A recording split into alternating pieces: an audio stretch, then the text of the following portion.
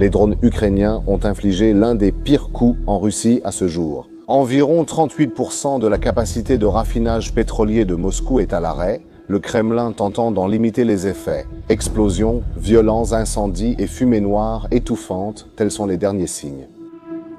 Que la guerre frappe désormais au cœur même de l'économie russe. La situation en Russie se dégrade vite. File d'attente interminable, Russes désespérés. Il a un vol à prendre. Oh là là, regarde là-bas, juste au milieu. Regarde, il va larguer une bombe. Tu as vu ça? Oui. Oh là là, merde. L'onde de choc va nous atteindre. Tu plaisantes? Et regarde-moi ça. Tout va bien. Mince, regarde les flammes. Oh là là, regarde les flammes. Mince, quelle merde! C'est incroyable. Des raffineries en feu. 38% de la capacité de raffinage détruite. Mais Vladimir Poutine, eh bien, il avait un plan B. Les raffineries brûlent. Sanctions occidentales. Pas de problème. La Chine et l'Inde achetaient tout. Et ça marchait. Du moins jusqu'au 22 de ce mois. Jusqu'à ce que Donald Trump fasse quelque chose qui change totalement la donne. Le 22 octobre 2025. Cette date entrera dans l'histoire comme le jour où la stratégie de Vladimir Poutine a commencé à s'effondrer. Ce jour-là, le département du Trésor des États-Unis a annoncé quelque chose d'inédit. Deux des plus grandes compagnies pétrolières russes, Rosneft et Lukoil, ont été inscrites sur la liste des ressortissants spécialement désignés. Si tu ignores ce que cela signifie, laisse-moi t'expliquer simplement. Lorsqu'une entreprise est inscrite sur cette liste, tous ses actifs aux États-Unis sont instantanément gelés. Aucun Américain ni entreprise américaine ne peut commercer avec elle. Mais important encore, c'est que toute banque, toute compagnie d'assurance, toute entreprise de transport dans le monde entier qui fait affaire avec ces sociétés court le risque de subir les mêmes sanctions. C'est comme si ces entreprises devenaient toxiques. Personne ne veut s'en approcher. Et ici, nous arrivons à un point important. Parce que Rosneft et Lukoil ne sont pas de petites entreprises. Elles contrôlent 40% de toute la production de pétrole de la Russie. Presque la moitié de toutes les exportations de pétrole russe provient de ces deux entreprises. Mettre ces géants sur liste noire, c'est comme couper les deux principales artères de l'économie russe. Regardez, ce sont des sanctions énormes, elles sont très importantes, elles visent leurs deux grandes entreprises pétrolières. Et nous espérons qu'elles ne dureront pas longtemps, nous espérons que la guerre sera résolue. Mais Donald Trump et son équipe sont allés encore plus loin. Ils ont mis en place quelque chose appelé la règle des 50%. Toute filiale contrôlée à 50% ou plus par Rosneft ou Lukoil est automatiquement ajoutée à la liste noire également. Et cela se produit même si elle n'a pas été mentionnée par son nom. Cette mesure a élargi la portée des sanctions de façon exponentielle. Soudainement, des centaines de petites entreprises sont également devenues intouchables. Maintenant, vous pouvez vous dire, mais attendez une seconde. La Russie était déjà sous sanctions depuis des années, n'est-ce pas? Qu'est-ce qui est si différent cette fois-ci? Eh bien, la différence ici est brutale. Les anciennes sanctions fonctionnaient avec un plafond de prix. En gros, l'idée était, vous pouvez acheter du pétrole russe, mais seulement si vous payez moins de 60 $ le baril. C'était une tentative de réduire les profits de Poutine, sans retirer complètement le pétrole russe du marché. Parce que si le pétrole russe disparaissait du marché mondial du jour au lendemain, le prix du pétrole s'envolerait, ce qui nuirait à tout le monde. Ces nouvelles sanctions sont complètement différentes. Plus de plafond de prix ni de « vous pouvez acheter », mais avec une remise. Maintenant, c'est interdit. Point final, c'est un blocus total. Le message est clair. Vous ne pouvez pas faire affaire avec ces entreprises. Pas du tout. Et si vous essayez, vous serez aussi sanctionné. Et c'est là qu'entre en jeu la partie la plus intelligente de la stratégie américaine. Ils ont donné un délai. Grâce aux licences générales 126 et 127, les États-Unis ont donné au monde exactement 30 jours pour se déconnecter de ces entreprises russes. Jusqu'au 21 novembre. Toutes les entreprises devaient y mettre fin à leur contrat, annuler leurs commandes et couper tous les liens avec Rosneft et Lukoil. C'était un avertissement clair. Le temps presse. Choisissez votre camp maintenant. Et c'est exactement ce que la Chine et l'Inde ont fait. Mais, avant de comprendre pourquoi ils ont pris cette décision, vous devez comprendre l'ampleur du problème que cela représente pour Poutine.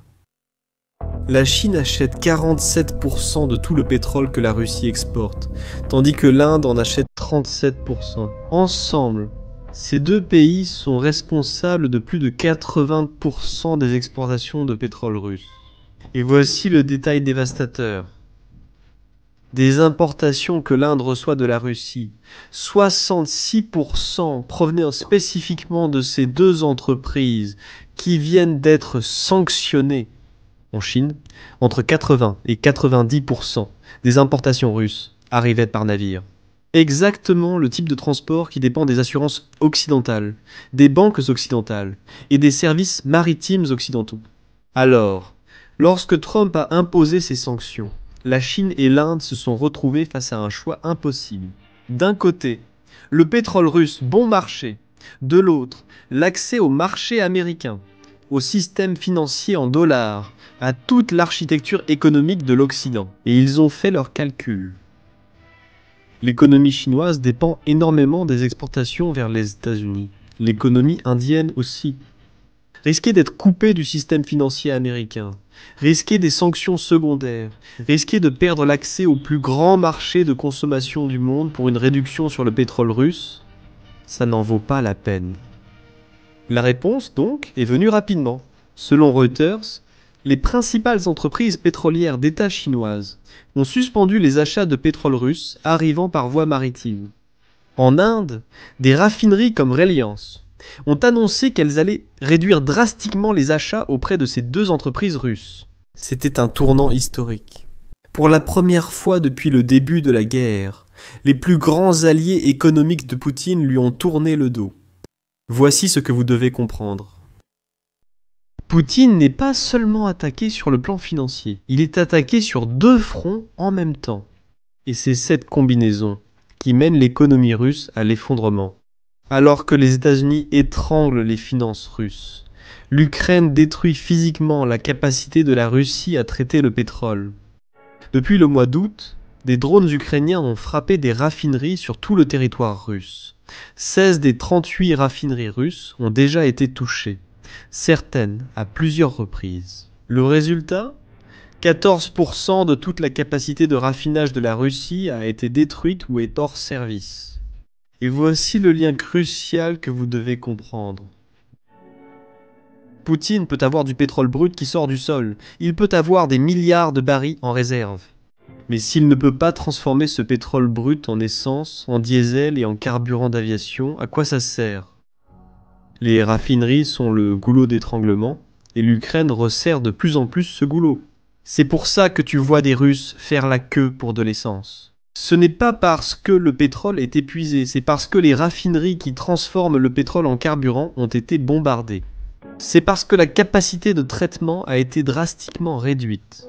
Et avec les sanctions qui couplent l'accès de la Russie aux équipements et à la technologie occidentale, réparer ces raffineries devient de plus en plus difficile et coûteux. C'est cher, c'est un double coup dur. D'un côté, les sanctions financières coupent ceux qui achètent qu'en vote le pétrole russe. De l'autre, les attaques physiques détruisent la capacité de transformer ce pétrole en produits utiles. C'est comme serrer une corde autour du cou de l'économie russe. Elle se resserre, et il devient de plus en plus difficile de respirer. Le peuple russe en souffre directement. En Crimée occupée, le gouvernement a instauré un rationnement. Seulement 20 litres d'essence par personne. Dans plusieurs régions russes, les conducteurs rapportent devoir visiter 6 stations-service avant de trouver du carburant. Et, lorsqu'ils en trouvent, les files d'attente peuvent durer des heures. Une Russe a filmé sa propre situation et a dit quelque chose qui résume tout. On est revenu à l'Union soviétique. Je ne sais pas quoi faire. Il n'y a pas d'essence. Il n'y a pas d'essence dans les stations-service. Seulement dans quelques villes. C'est que c'est au juste un genre d'Union soviétique ou quoi ? Cette comparaison n'est pas excessive. Pour ceux qui ont vécu l'effondrement soviétique à la fin des années 80 et au début des années 90, ces scènes sont terriblement familières. Des files d'attente interminables, une pénurie de produits de première nécessité, le sentiment que le système est en train de s'effondrer. Et c'est l'une des pires choses qui puissent arriver à un gouvernement autoritaire. Parce que vous pouvez cacher le nombre de pertes militaires, vous pouvez manipuler les statistiques économiques, mais vous ne pouvez pas cacher une file d'attente de 2 heures à une station-service. Et les chiffres montrent que l'espoir est en train de mourir. Un sondage récent, publié par des journaux russes, a montré que seulement 27% des Russes croient que la vie va s'améliorer dans les 6 à 12 prochains mois. En avril de cette année, ce chiffre était de 39%. En quelques mois, la confiance a chuté de moitié. 2/3 des Russes ne voient aucune issue ni amélioration, seulement une aggravation de la situation. Mais est-ce que Poutine ne peut pas arranger ça ? Est-ce qu'il n'a pas un plan C ? Eh bien, techniquement oui. Poutine a encore des cartes en main, notamment la flotte de l'ombre. C'est un réseau de centaines de vieux navires, dont beaucoup ont plus de 20 ans, qui ont été achetés spécifiquement pour transporter le pétrole russe, sans dépendre des services occidentaux. Ces navires utilisent des pavillons de complaisance de pays comme le Gabon. Ils éteignent leur système de localisation, système de positionnement global pour disparaître des radars. Ils effectuent des transferts de cargaison de navire à navire en haute mer pour dissimuler l'origine du pétrole. Sachant cela, l'Europe vient de mettre 557 de ces navires sur liste noire.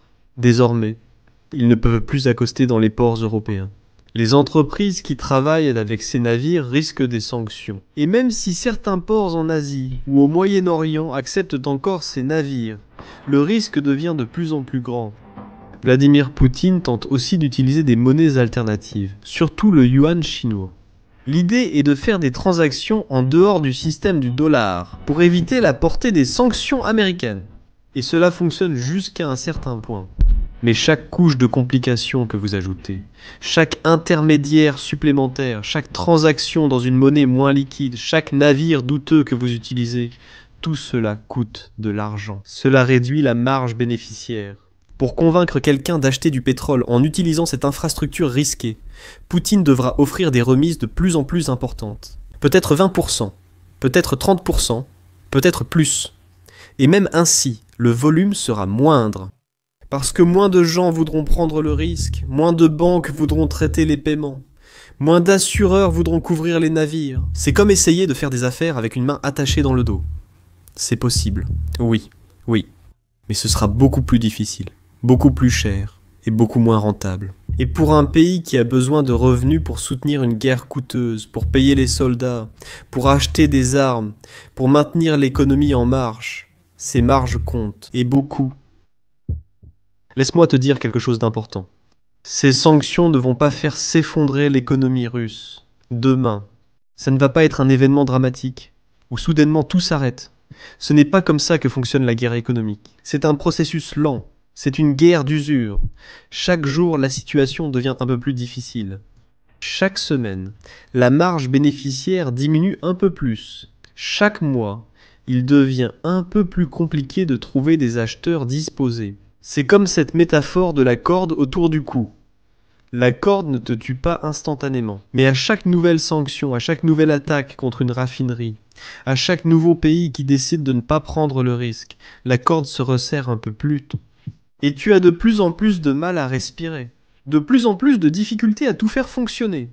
De plus en plus de difficultés à payer les factures de la guerre. Et ici, il y a aussi une question importante. Le succès de cette stratégie ne repose pas uniquement sur les bons outils. Cela dépend de la volonté politique et d'une surveillance constante. Cela dépend du fait que les États-Unis et l'Europe continuent de combler les failles, de sanctionner de nouveaux intermédiaires, de traquer les navires de la flotte fantôme et de maintenir la pression. Vladimir Poutine parie que l'Occident va se lasser, que l'unité va se fragmenter, que les coûts politiques vont devenir trop élevés. Qu'avec le temps, les gens vont cesser de prêter attention et que les failles vont de nouveau s'ouvrir. C'est son pari. Résistance. Espérer que l'autre camp abandonne en premier. La question n'est pas de savoir si la Russie peut contourner ses sanctions. La question est à quel prix et pour combien de temps? Parce qu'à chaque jour qui passe, la facture devient plus salée.